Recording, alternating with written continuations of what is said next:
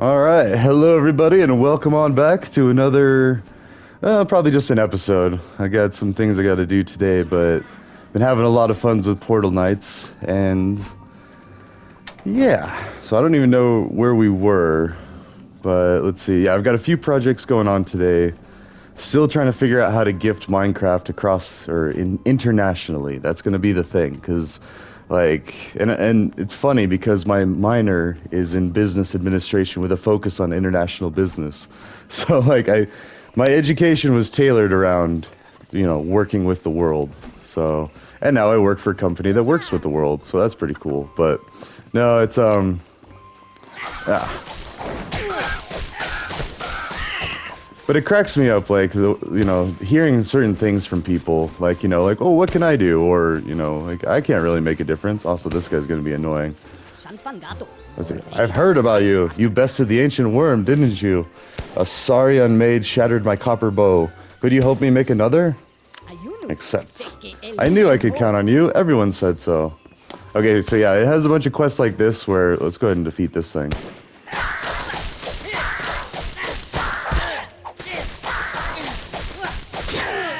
I was gonna say, yes, I got him. Okay, let's go see if, I don't know if those, I don't think those stay. Like how he dropped yellow portal stone shards, which is what we're going to need to gather now. Oh, it was over here, yeah. Yeah, I think they just respawn. Oh no, I was mistaken. They do respawn.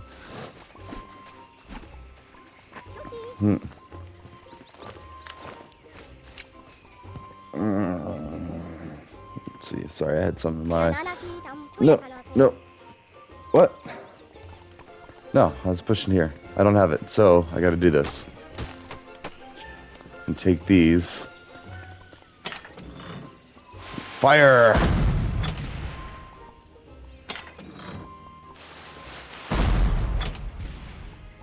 Doesn't actually hurt him. That's weird.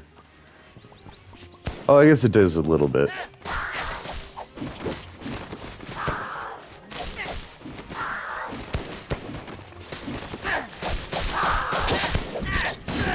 Ah, I was gonna say, I got one. These new blades are really good. Plus, I could be, healing, I suppose. Anyways. No, it's just everybody is capable of doing something, and that's the thing. And my biggest project right now is the charity network. That's going to be...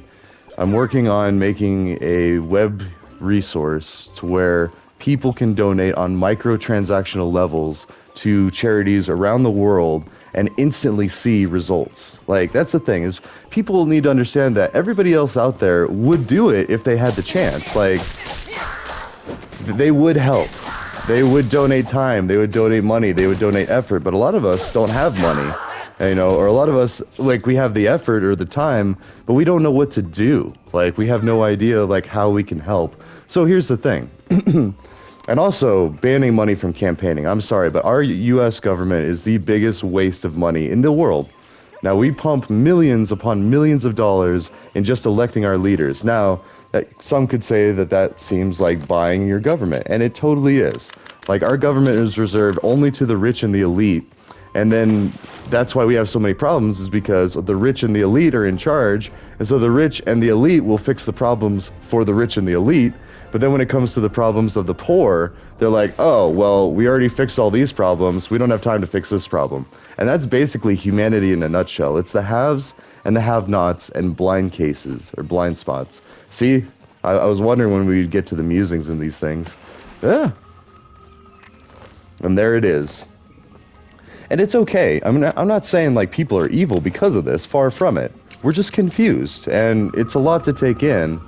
And, and then you get things like movie stars and musicians that just end up getting millions of dollars out of nowhere, or people like Trump or Biden or all of the politicians. Okay, let me back up a little bit. Trump, our former president, he got millions of dollars on a loan from his dad. If I had parents that just loaned me millions of dollars, I know I could do something. I could do some kind of company. But part of that is only because I've had to scrape and I've had to scrounge and I've had to suffer. Without that, I wouldn't have learned valuable survival skills. I mean, let's not kid ourselves. I've been working since I was 12 years old. And even when I'm not working, I'm working. So like, you know, I'm making things happen. Just because, and I'm nothing special. Also, by the way, here's iron. So we have finally made it to a place where we can get iron. So we've unlocked our next resource. But basically, we can all be superheroes. We can all be charitable. We can all be helpful. It's just we need direction. We need guidance. And we also need transparency too. So the other thing is I've seen reports from places like Goodwill that, you know, they run charities and they, you know, they do a lot of good, but then like the CEO runs off with like millions of dollars and it's like, okay, yeah, you did something good, but look at you now. You've become the entire thing, you know, the very person or the very type of person that leads to this wealth inequality, that leads to these problems in the first place. Like if we didn't have all this wealth like wrapped up in these families that just kind of like just don't do anything with it, you know, it just sits stagnant and then they worry and it's because of their unrealistic views of what it is to be successful. You know, you could have millions of dollars, you could have like all these fancy cars and everything, multiple houses, and you'll still feel like a failure because there's people out there starving. And you are a failure because at that point, if you have a mansion and there's people in your neighborhood or your country or your part of the world that are starving, then you're a failure. Like you are sucking up resources for humanity and it needs to be corrected. So now that's going to be a scary buzzword for some people, you know, oh, wealth reappropriation or something like that. But think about it. Like, you know, even an easy way to look at it is like the oil baron days, like the people that were like fortunate enough to take advantage. Also, by the way, I'm harvesting these specific mushrooms because they make the best healing potion. Sorry, that's just kind of like a little aside to what I'm doing while I'm ranting here. But basically, it's empathy and it's understanding and it's compassion. And so a lot of times people lack empathy and compassion because they simply just don't know. I mean, they haven't had to see adversity. They live in nice little gated communities or what have you. And then, I don't know. But there's people that see it. Like my mom used to drive the school bus for kids back home and she got to see how kids were raised in all the different parts of Buena Vista, like in the trailer parks and then in the fancier places. We had our mansions, we had our wealthy, but it was like a lot of people didn't realize how good they had it unless they saw directly, oh, wait, this is how good other people have it? Also, I think this is faster for harvesting the shroomies. So, I don't know. And then it's just like, but again, the scraping. So if people didn't have such hardships and didn't try to escape into substance use and substance abuse, we wouldn't actually know that magic mushrooms cure depression. Like, that's a fact. We've proven that. They cure it for up to 6 months to a year with one treatment of magic mushrooms, which, mind you, are an F4 felony that could get you 2 to 4 years in prison if you get caught with them. So, right there, and let's talk about prison. Prison actually causes most of the depression in America. Most of it's indirectly because, say, person A gets locked up. Well, family A doesn't get to see person A for multiple years. Or if they do want to see them, they got to travel to great lengths to go visit them in a prison and then go see them behind bars for a little bit of a visit. You can't really talk much or do much, you know. You get to talk to them through a glass wall, put your hand against the glass like a caged animal, and then say your goodbyes and see them next time. Then they go back to their box. And it's a harsh reality that people don't understand. Now, yeah, they broke the law. They did something wrong. We need to fix it. But all we're doing is we're just sweeping it under the rug. We're basically locking people up, ignoring the problem for now, and then hoping that it fixes itself. And then surprise when it doesn't fix itself. Oh, see, this is one of the guys. It's not a geologist. This one wants your ore for smelting. See, friend, my forge is hungry for iron ore. For you are not the only one in these parts who seeks glory in battle. Perfect, but don't dawdle. My forge hungers. Okay, so there is warriors not make one great. That's the old Yoda thing, and I've been reading that, like, that's one of our books that we're reading right now, my kiddos and I, is like the 5-minute Star Wars stories, and it's very profound, and it's very true, and more people need to hear it. War does not make you great. Like, you might think that because to the victor go the spoils, and back in a time when we had very finite resources, that might have been a little more acceptable, but now, when we realize that what we do affects everyone else in the world, we start to understand that, hey, we can't be greedy like this. Now, why do we still have all these problems? Well, because that hasn't been communicated to everybody yet. Like, you got the Trumps, the Bidens, even the AOCs, the Sanders, like, all these people have massive wealth and are not doing much to really help. I mean, they might think they're doing much, but really, there is so much more they could be doing. Like, even just, like, renting out a shed or a garage to a homeless person for a little bit and letting them get back on their feet. Like, you know, these people that have massive houses like this.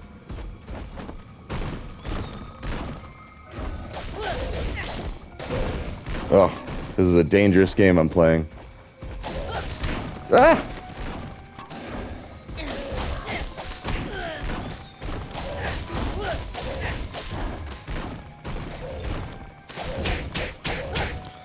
Oh, of course you would do that. Take poison! Ah! So cheap. But that's okay, because I need to get these portal shards for the yellow portal, which we have enough for 2, I think. Yes. And that only yields 5, so we still need 1 more. But see, now we've got, like, now it's, like, exploded. Because now we have 2 potential portals that we know where they're at. Let's see. Also, I'm trying to get ore, so let's keep an eye out for that. We do have a lot of... Oops. I usually have something else there. Yeah, see these things. The swamp toadstool. And we've got 50 of them there. Oh, we've got stacks. You can only have 50 per stack. Actually, wait. We have water. So let's go ahead and show you. The best healing potion. Wait. Oh, wait. You also need the blaze berries. Sorry. The blazing berries, which we will get from volcanic worlds. Coming up soon. In fact, maybe we'll even get that, but... Oh, let me go ahead and fix this. The reason I keep messing up is because usually I'm used to having my drill there and then health potions there. Let's see. No, I feel like the... Anyways, it's not super important, but as you can see, there's 2 portals, 2 portal icons there. Where's our landing pad? There we go. Let's go ahead and plant all these mushrooms. Yep, swamp toadstool. You gotta make sure it's the right one.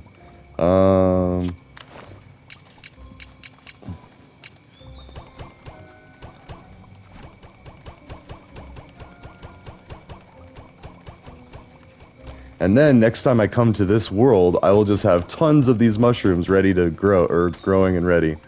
So, yeah, up is pickaxe, right is how I harvest massive things. Let's see, and we can get water from these, so these are good too. Oh. Let's put these down there as well. Wait, is this the one? Garden mushroom? No, I feel like it's a different... Big bloomer, there we go.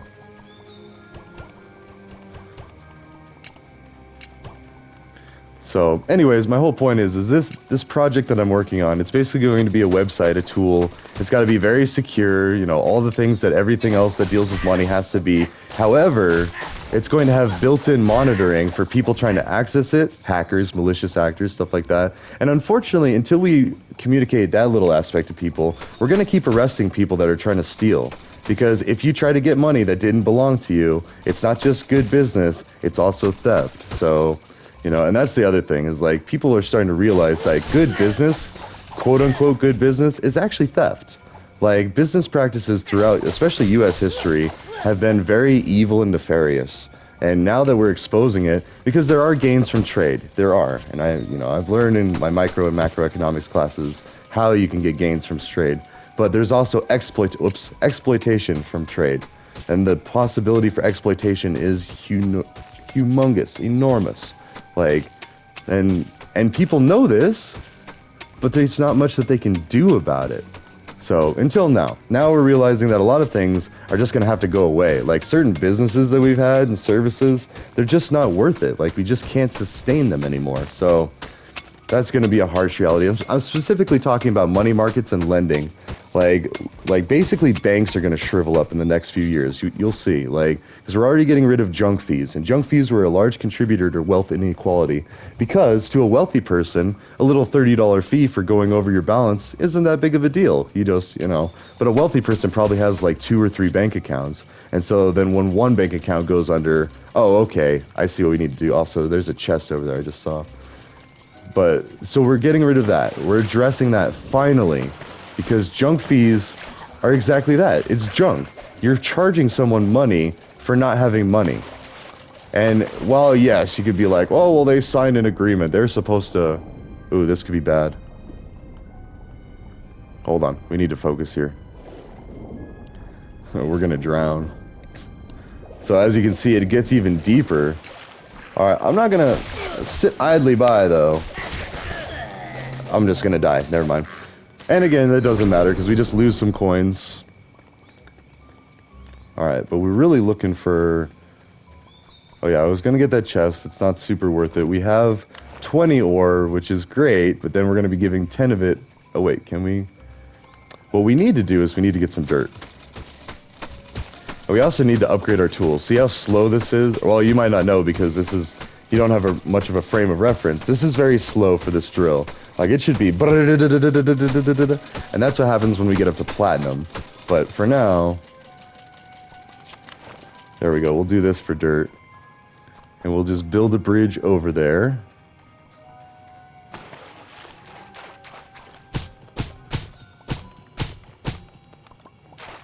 So, I don't know. I mean, we constantly hear things like, I'm thinking specifically Sniper Wolf. Great YouTuber, you know, she has a lot of really popular videos. And she's, you know, very attractive, very fun to listen to, you know, very entertaining. But she's constantly telling people, be kind to each other. Like, you know, be nice to each other. And these are the things that's like, okay, easier said than understood. Like, we all know that we're supposed to be nice to each other. And we all know that what goes around comes around. Maybe not immediately. And I think that's the thing, is people lose faith in these things because they're like, oh, well, I didn't notice any kickbacks, or I didn't notice any benefit from doing something good. Well, you might not have noticed it, but, you know, deep down, you're healthier for doing charitable things. Like, oh, nope. I refuse. I hate these guys. I'm probably gonna die. Oh man, this is not good. Yep, I died. And I need to stop dying. That's like, now we've lost almost like, what, 50? 18 and 17, that's actually, what, 20 and 20, 40? Slightly less by 3. Anyways. So yeah, whenever you see those little green wisps right there, I'm putting my reticle on it, those are poisonous assassins. So, either way, I'm going to make it over to the forge, give up 10 of my 20 valuable iron ore, which stinks, but it's a mission accomplished. And so that's the thing, that's the point of this game, is like you're constantly gathering resources, spending resources, using resources. Basically life in a nutshell. Very similar to Minecraft, but I do love Portal Knights for its like, just kind of subtle other... Ooh, also we can make a portal. But where? So we have 2 to choose from. Let's finish that mission first, because I have a bad habit in this game of forgetting when I'm doing a mission, and then I'll have to look through my mission list and be like, oh yeah, we could go do this, and you know, also I'm gonna rob this guy blind, because right there, like the sign, I usually steal that, the door, the anvil. We'll go ahead and give him his ore.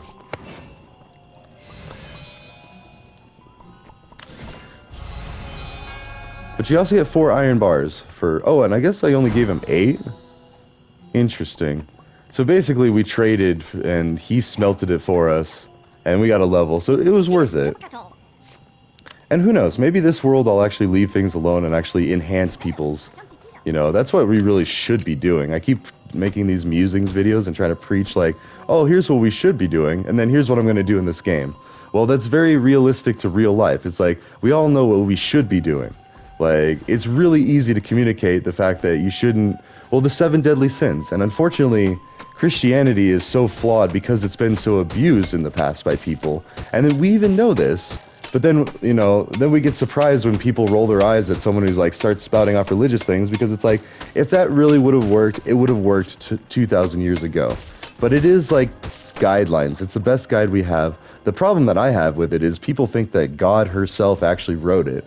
Like, that's the biggest, like, preposterous... I mean, because I don't know. And this is why listening to comedians is important, because there's a lot of comedians, that's what they do. They pick this apart, and they point out what's kind of funny or ironic or weird or doesn't really connect.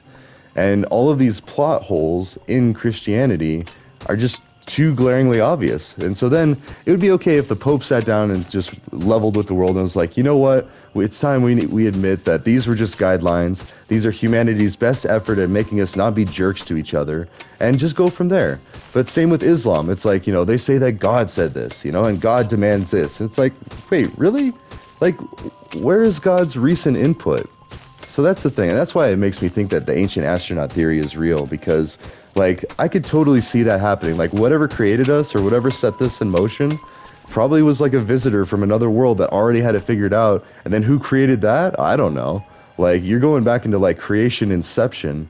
I mean, and we're on a floating rock in the middle of this big empty vast space with a bunch of other floating rocks like very far away that are possibly able to contain life. We don't know. And then like for that life to travel to us to even do anything about it, you know, is a big if. So really, I don't know, but I feel like that is the thing, and then whatever created us is going to be back to check on us or whatever and be like, oh. Or it could be like in, you know, Starship Troopers where the bugs just launch their reproductive stuff across the skies, and wherever it lands, they just start reproducing.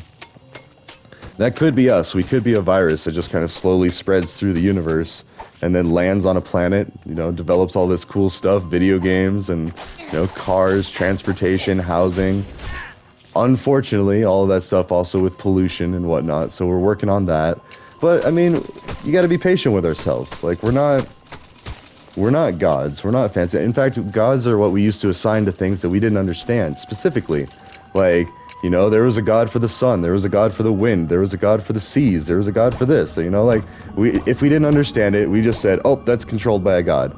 Like, because we didn't have any better understanding or reasoning. Now we know why a lot of these things, that you could still technically consider these gods, like, just call them forces. Like, the forces of, you know, the wind or the sea or its temperature changes and then chemical reactions and all of these sciencey things that we're learning. We're demystifying our universe, basically, through our understanding of what happens, what's going on around us. And we spend all this time trying to understand the Earth, the skies, the space, but we're just now starting to spend the time to understand ourselves. Ooh, also look, these are like storm topaz or something, or no, what are they? Storm quartz. Electro quartz, there we go. Which is funny, because quartz is usually clear, or there's many different colors of quartz. Like specifically, I'm thinking of like rose quartz, which is like a reddish, rosish, pinkish. And there's all sorts of different quartzes. And quartz is one of the strongest materials on Earth. Diamond is much stronger, but quartz has a pretty high hardness. And in geology, a hardness is a scale or a rating or a measurement of how tough a material is, how durable. Specifically with materials, I'm talking rocks and minerals, which are like the hardest, well, the hardest naturally occurring. So here's another thing. Oh, okay, let's get this mission. Captain Rattlepike, yar avast, you scurvy dog, man the poop deck. Had you believing I was a pirate, didn't I? That's the power of acting, my friend. Now, as you know, pirates haven't had a sea to sail since the fracture, and yet the show must go on, so I teach them how to inhabit the role. Shall I teach you a bit of costuming? I'll just need a few materials. Arr. Alright, so we'll get some, we gotta get some things for them to play dress up. But let's talk about pirates. So pirates are an interesting part of our history. They were a bunch of people that roamed the seas to steal from people that they thought didn't deserve their wealth. Now, that's a very similar concept to Robin Hood, which is a story that I grew up listening to about an adventurer in medieval times, like knights and mages and all that, which, I mean, most of that really didn't actually exist, but the knights did. And again, magic could have been used to explain things that somebody just figured out, like, you know, if someone went, or I almost wonder if like time travel really is a thing, and someone like left a lighter back in the past or brought a lighter back to the past, and then people thought they were a mage or a god, but they knew that they weren't really something special. They just had something special, and so then they tried to investigate it to find out what it was or where it came from, and then once they find out they're a total fraud, like, you know, then it's all ugly. But, and I don't know, because people are not an evil at the heart. I don't believe in the devil. I think the devil is just like the gods.